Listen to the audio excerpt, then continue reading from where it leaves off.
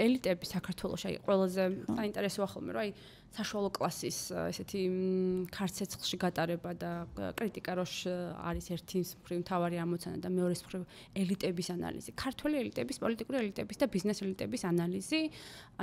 ანუ ქართული აკადემიის ისიც არის ეს ხო სისუსტე რომ აი მსგავსი სიღრმისეული ანალიზი რა ტიპის ელიტები არიან დღეს საქართველოში არ მომხდარა და ნუ არც მიმდინარეობს.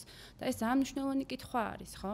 იმიტომ რომ რეალურად ეს ელიტები არ შეცვლილან 1990-იანი წლებიდან მოყოლებული. ანუ ის ვინც ძალაუფლება, ფინანსები, მომხვეჭელურად რაღაცნაირად დააგროვა კიდე განოპრივატიზაციის, დეინდუსტრიალიზაციის, ხალხის გაღარიბების შედეგად დღემდე ეს ადამიანები მოყვებიან ჩვენს იმას ხო, რა ქვია, ყოველდღიურობას და განსაზღვრავენ ჩვენს ცხოვრებას და ყოფიერებას რა. ზუსტად აი ამ 90-იანების პროდუქტია თავად ივანიშვილიც. და ზუსტად იმ დროს და ისეთ სიტუაციაში აქ ეს თავისი ფინანსური კაპიტალი დაგროვილი, რამაც სხვა ყველა უმრავლესი ადამიანი გააღარიბა და ფაქტობრივად მშრალზე დატოვა, ხო? ამიტომ ძალიან სასაცილო არის თავიდანვე რომ ამ ადამიანის რაღაც ტიპის ფილანტროფულ და მასე რომ საუბრობენ რაღაც ქველმოქმედებით სულზე, ნუ რა ვიცი, სასაცილოა ეგ. და შესაბამისად, ანუ რო დავაკვირდეთ ახლა დღევანდელი პოლიტიკური ელიტის ქცევას. და არ ვიცი ეს ახლა ძალიან ცოტა ფსიქოლოგიზირებაში შეიძლება გადამივიდეს, მაგრამ აი რასაც მე ვხედავ არის რომ ამ ადამიანებმა რაღაც ცოტაზე უფრო მეტი ფული იშოვეს. ანუ ვიდრე აქამდე შოულობდნენ ამ უკრაინის ომის ფონზე. იმას უფრო ოდნავ მეტი ფული იშოვეს და სადღაც გაუჩნდათ განცდა რომ თვითონ რაღაც ტიპის საჭირო მნიშვნელოვანი ტიპები არიან და მოუნდათ უცებ რომ რაღაც ტიპის აი ამ თეთრი კაცების უპირატესობით ისაც ისარგებლონ. და ეს რაღაცა პერიფერიული, პროვინციული, ანუ ნავიგაციაში მყოფი ადამიანების რაღაც სურვილები დაეწიათ და ეს white supremacy ევროპელი კაცის თეთრი საერთაშორისო კლუბი ხო რა? ხო, რაღაც ეგ სურვილები გაუჩნდათ და მოუნდათ რომ რაღაცა პოლიტიკა დღის წესრიგი და რაღაცა სუვერენულობაზე ამით.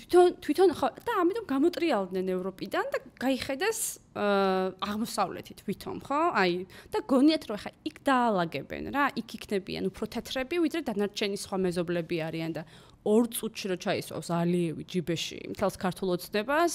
ქართულ ოცნებას როცა უყურებ, ალიევი უფრო მახსენდება ვიდრე რუსეთი, იმიტომ რომ ხო, ანუ ალიევთან არიან მჭიდროდ დაკავშირებული, მაგრამ ხო, ალიევის ძალაუფლება და რაღაც ბიზნეს ძალაუფლება ან და აზერბაიჯანის თვითონ როგორც სახელმწიფოს ხო რა ძალიან ისა მეტად ობახიდა და ვიღაცები მათთან შედარებით რაღაცა ძალიან სასაცილოდი ჩანან. ეს ნეოლიბერალური ავტორიტარიზმი სწორედ აი ამიტომ არის საჭირო, ამიტომ დაჭირდა ამ ხალხს ხო, ანუ მიხვდნენ რომ დემოკრატიობანაც თამაში არ უნდათ.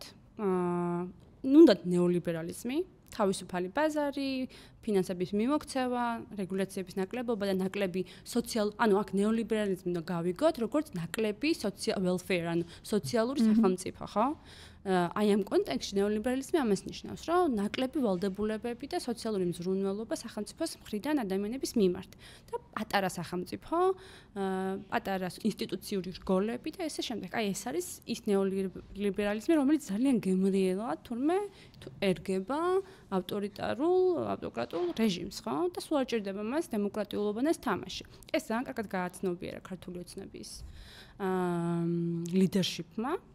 და ნუ ამ თამაში შევიდნენ, ხო? ეხლა ფაქტია რომ ამ თამაში ვართ ჩვენ და მიგვიყოლებენ თელს ქვეყანას და თელს ერს და აქ ფაქტი ის არის რომ თუ ალიევი და აზერბაიჯანი არის ეგრეთ წოდებული ანუ ეს პეტროლიუმზე ან ავტოკრატია, ხო? და ავტორიტარული ქვეყანა, ხო?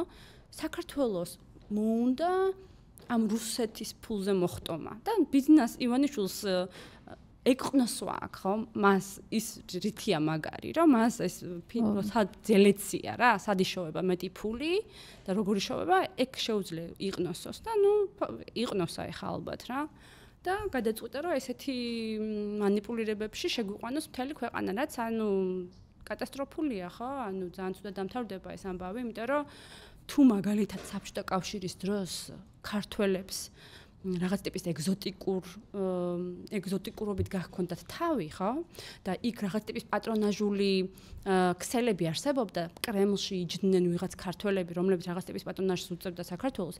დღეს რაზე დგას აი ამ პრორუსული ან რაღაც ტიპის ეს ლოკალიზებული პოლიტიკა, ხო? ან აი ამ ველში შესვლა, ამ სამხრეთ კავკასიის ველში. ანუ შენ უნდა გიმაგრებდეს ზურგს რაღაცა კონკრეტული, აი რა უმაგრებს საქართველოს ზურგს, რა იცავს საქართველოს იმისგან, რომ არ ჩაიყლაპოს და არ გახდეს რაღაც ტიპის უფრო უარესი манипулირებადი სახელმწიფო, ვიდრე შეიძლება ეს ევროპასთან მიმართებაში ყოფილიყო, აი რა იცავს, ხო?